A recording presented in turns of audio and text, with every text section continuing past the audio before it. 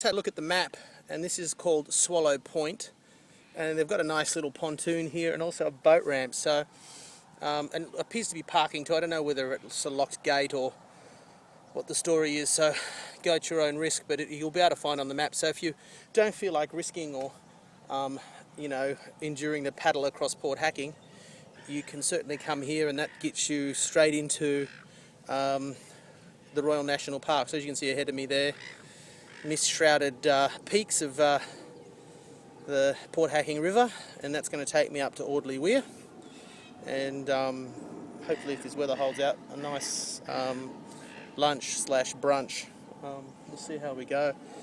And over here in front of me here is a little mouth to a creek called Muddy Creek, and being as I'm quite early in the day, I might go for a little bit of a trip up there and see how far up that creek I can actually go, because it might be a dead loss, but you might be able to find some interesting camping sites maybe. Okay, we are on our way up Muddy Creek. It doesn't look very wide on the map, so I'm assuming that we won't be able to get too far up it. You never know. Got to be very careful too, because I haven't actually checked the tide, so not that the tide goes up quickly in Sydney, but we wouldn't want to be walking home through Muddy Creek, I don't think, being as they say it's muddy. But so far, I've got to say, you can still see the bottom.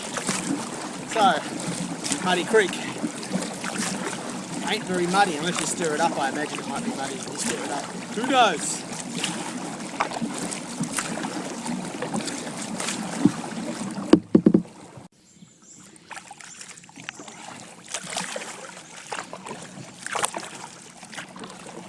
It's sometimes nice to take a bit of a detour. I mean, especially if you've got the time, and just never know what you're going to discover. A lot of the time I tend to camp out in places that are a little bit off the beaten track, and this is certainly a good place to camp, because I don't think you're going to get too many people that are going to go for a wander up here. Admittedly, I didn't tell anybody I was coming up here, so should some axe murderer come along and get me, it's not going to be real good for me. But Muddy Creek is quite wide, and I'm probably 400 or 500 metres up the creek now, so it certainly goes further than I thought it would. Anyway, I will keep paddling, and I'll get back to you when I get to the end of, or as far as I can go, and I'll give you a little shot of what I'm looking at when I get to the end.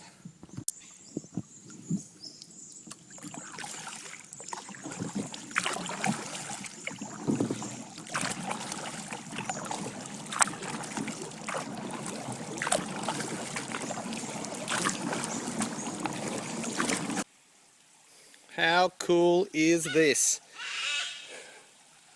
This is the end of Muddy Creek, and I've taken the boat right up to the last bit of rocks that you can get onto, basically. And I don't know what this place would be like at low tide, or if it's what the tide's doing at the moment. I think it's a fairly high tide at the moment, but you know, you could just time it with the tide. But you come up here and you've got this lovely flat area of rock, and I think there's a couple of trees that I could probably utilise to string a hammock. So all in all, definitely a potential place to camp.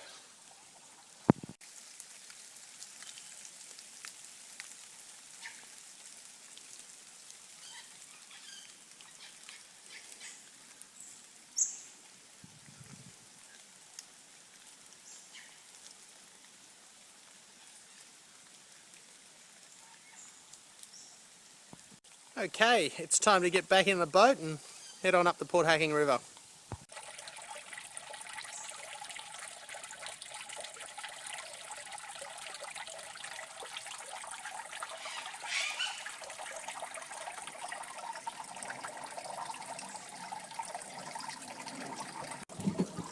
back out here.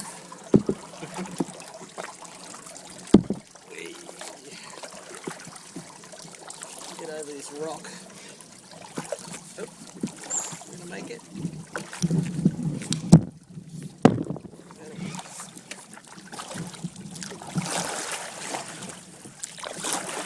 We're back here anyway. That was an interesting little detour. A few logs to hop over, but certainly enough room to get the kayak over them. But I felt the little bumps and grinds on the way up. But yeah, plastic kayak, it's not fiberglass, so it's not an issue. So now we're just heading back out to the Port Hacking River, and we shall continue on our way. Ladies and gentlemen, welcome to the Port Hacking River. This is absolutely gorgeous. I'm finally past all the houses and into the Royal National Park proper. For those of you who are not from Sydney, the Royal National Park is south of Sydney, well not even south of Sydney, it's actually part of southern Sydney as such. It's one of the things about Sydney and Australia in general, we're really blessed with a lot of wide open spaces that have been reserved as national parks, which is a wonderful thing. And as you can see here, this is your typical Australian bush, and you can probably hear that raucous screeching in the background. That's a sulphur-crested cockatoo. And they travel around in little flocks, or big flocks. A lot of people feed them in Sydney, and they're very cheeky birds, and if you don't feed them when they come over, if they're used to being fed, they vandalise your TV antenna or start ripping the siding off your house. So they're very, very cheeky birds. Okay, we've made it. Along the way there was a few picnic areas and whatnot as you come up closer to the weir. And just in front of me here you've got this very, very new looking wharf. Now, one of the disappointing things about getting up to the weir, of course, is that you're not allowed to go past the weir with your kayak. The reasoning behind that is the water, and I've been up there, the Port Hacking River beyond the weir and Kangaroo River as well, is very clean. Pristine water, which is a very unusual thing to find so close to Sydney. So you can hire a kayak or a water bike or a paddle boat or a rowboat and have a good look at the rivers up there, and it's definitely worth doing. They don't let you put your own kayak in there because they're worried about people taking their kayaks up there if they've got seeds or bits of a weed on the boat that will infest that river system. So it's a lot of people get upset about it, but it's actually a good thing because it keeps the system clean and stops problems from occurring in it. So I used to think it was just to protect the boat rental place, but it's actually happening for a reason, and it's happening for a good reason. So if you want to have a look at the river up there, prices aren't too bad. You know, hire a canoe or a kayak or a boat of some sort and have a look. But you can literally, you know, some places the water's 6-7 feet deep and you can see clear through to the bottom. It's absolutely gorgeous. The tide is definitely high. This wall here, which would normally be out of the water, is completely above the water's above it. So very, very high tide at the moment, which could be good for me because it means I'll probably be having the tide chase me out. I was going to pull in and have a cup of coffee, but I'm just worried about leaving the kayak for that extended period of time, and I'll probably get to the coffee shop and find it shut anyway because there's not a lot of people around. So I think I'm going to head over to Ponds Flat, have a couple of bananas, and then head back down the river. Unfortunately the wind is picking up too, and I think I'm going to be heading into a headwind, so can never really avoid it. It's noisy cockatoos.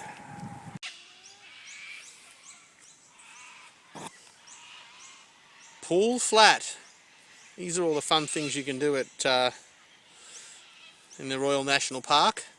And these are all the things you're not allowed to do. No fires, no dogs, no camping except in the designated areas. So just remember that. You need a permit to camp, and it has to be in the designated area. So if you get tired and decide to have a bit of a swing in your hammock, just remember that you're not allowed to do it all night. Make sure you don't fall asleep. But yeah, nice little spot to come. Even on a day like today, I imagine on a hot day you could actually have a swim. And I've just parked the kayak over there, and there's some steps you could get in and out if the tide's gone out, but at the moment the tide's about as high as it can go. Sun's finally come out, and there's a lot of baby cockatoos in these trees, and they're making the cutest little noises, and mummy's giving them or daddy's giving them a meal. I'm not sure whether the dads feed them or not, but probably have to put on some sunscreen in a tick. Seems like the clouds have burnt off, and might have a nice sunny paddle home.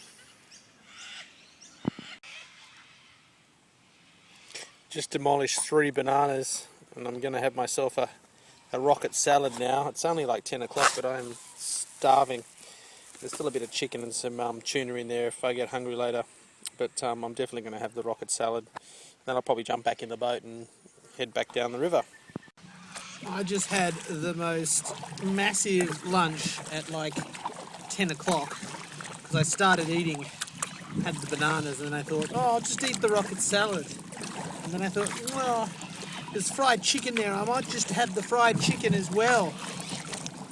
And the bread, and the emergency can of tuna, which I only brought in case I got really, really hungry. Well, it's not even 10:30 and there's no food left.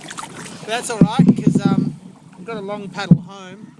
I did have to share it with about 4 magpies, 5 cockatoos and 3 or 4 ducks. So didn't just eat it on my own. I know you're not supposed to feed the animals, but when they make those sad puppy dog eyes at you, what can you do? Anyway, I didn't give them too much. I ate most of it myself, because that's the selfish person that I am. And anyway, I felt bad that I was eating their kin when I was hoeing into the chicken. They didn't seem to mind. They still wanted to share my food with me. Anyway, yep, so I'm going to put on Strava so I can work out the distance that I do home as well. And I'll see what time it is as I come out of board hacking, because I might decide, if the weather's looking okay, I might decide to head off down Southwest Arm Creek as well and do a bit of a detour down there, or I don't know, we'll see how it goes when I get out and see what the weather conditions are like. I am presently back in Muddy Creek, and I've gone in behind the mangroves, jumped about 3 or 4 stumps on the way through and logs, and I don't know if I'm going to be able to get out. Very shallow, lots of, as you can see, lots of dead trees. It's certainly very interesting in this pretty grassland here, and the wind's just swishing through it. Sounds fantastic. But I'm just wondering whether I'll be able to find my way out. That's going to be the big challenge. Now, I don't want to go back the way I came. So let's see, can we go through here? Oh, look at that. I think you can. Fantastic. There's no snakes in here. Pissed off if there is. Paddle out ahead of us, because I'm running out of steam. Oh, nearly knocked the camera into the water. It's good going. And then big sharp right hand turn. Oh no! Let's try again. Oh, he's got me. And we're through. What I decided to do is, because I wanted to get the distance on Strava, I decided I'd go back in here to the end of Muddy Creek so that I'm doing the same distance on the way back. so I can double it and get a precise idea of how far I've come today. But another reason why I wanted to come back up here is because I thought it'd be nice to do half an hour or an hour of meditation. And like the old monks in Thailand, forest tradition of meditation, it's a really great place to meditate out in the bush. So I'm not going to subject you to that whole process, but I'm going to find a nice flat rock and I'm going to tune out for half an hour to an hour, and then jump back in the boat and head home. Uh-oh.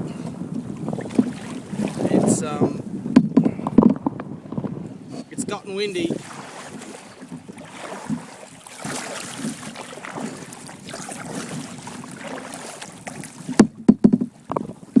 Once upon a time this would have worried me, but now it's alright. It's going to be a slow trip back into the wind. We are making progress, so I think I'm going to have to put the camera away because A, the battery's really flat and I'd like to have phone coverage in case something goes wrong. So just thought I'd let you see my bumpy ride home. Bye! Mission accomplished, all loaded up. About an 18k round trip.